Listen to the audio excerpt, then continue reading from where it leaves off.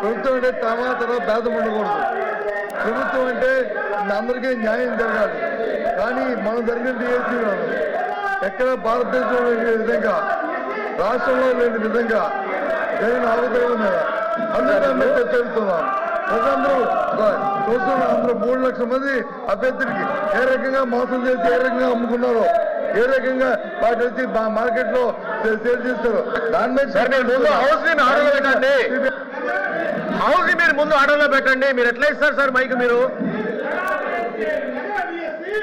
Mic ఎట్లా ఇస్తారు sir మీరు ప్రతిపక్ష నాయకుడికి?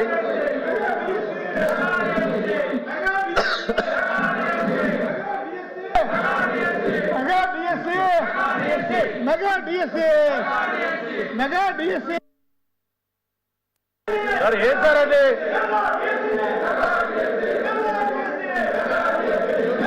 ఈ టేబుల్ని కొట్టుంటే మీరు ఏం చేస్తున్నారు సార్? మీరు అధ్యక్ష, చైర్మన్ గారు డిఎస్సీ మీద మాట్లాడే నైతిక హక్కు గొడ్డల పార్టీకి లేదధ్యక్ష. అందులో గతంలో పనిచేసినటువంటి విద్యాశాఖ మంత్రి సిగ్గుపడాలి.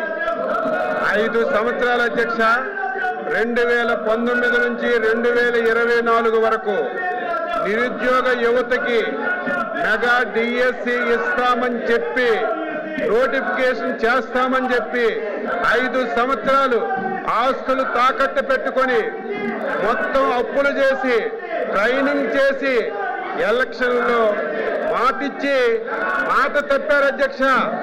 మాట తప్పారు. 5 సంవత్సరాలు నిరుద్యోగుల జీవితాలతో ఆడుకున్నారు. అందులో బొత్స సత్యనారాయణ గారు అధ్యక్ష విద్యాశాఖ మంత్రిగా ఉండి కనీసం వాళ్ళ గొడ్డల పార్టీ అధ్యక్షుడికి చెప్పి నోటిఫికేషన్ ఇచ్చుకోలేనటువంటి దద్దమ్మ ఈ రోజు మళ్ళీ శాసనమండలిలో మాట్లాడుతున్నారు అధ్యక్ష. సిద్ధంగా ఉన్నాం, మాట్లాడడానికి సిద్ధంగా ఉన్నాం. ఈ బుక్లెట్ పంపిస్తాం. వాళ్ళందరికీ చదువుకోమనండి. ఎక్కడైనా సరే చిన్న పొరపాటు జరిగింది అధ్యక్ష, చిన్న తప్పు జరిగితే సిగ్గుండాలి. డిఎస్సీ పెట్టలేదు. డిఎస్సీ పెడితే 300 కేసులు అధ్యక్ష. 300 కేసులు కోర్టులో వేశారు. కోర్టు కూడా చేమాట్లు పెట్టి మీకు సిగ్గు లేదని కోర్టులు కూడా తిట్టినా సరే మళ్ళీ శాసన మండలిలోకి వచ్చి ఇది మాట్లాడడానికి నైతిక హక్కు ఎక్కడ ఉంది అధ్యక్ష? మీరు చైర్మన్ గా డిఎస్సీని పిలవండి, డిఎస్సీని పిలవండి, అందరితో మాట్లాడండి, చర్చకు పెట్టండి. ఈ 4 రోజులు దీని మీద చర్చ పెట్టండి.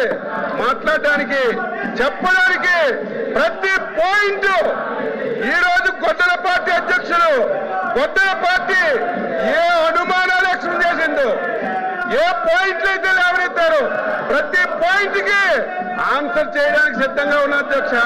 సిగ్గు లేకుండా 5 సంవత్సరాలు మోసం చేసి యువతకు దగా చేసి ఈ ప్రభుత్వం ఇచ్చిన మాట ప్రకారం డిఎస్సీని నిర్వహించి సకాలంలో ఉద్యోగాలు ఇచ్చాం అధ్యక్ష.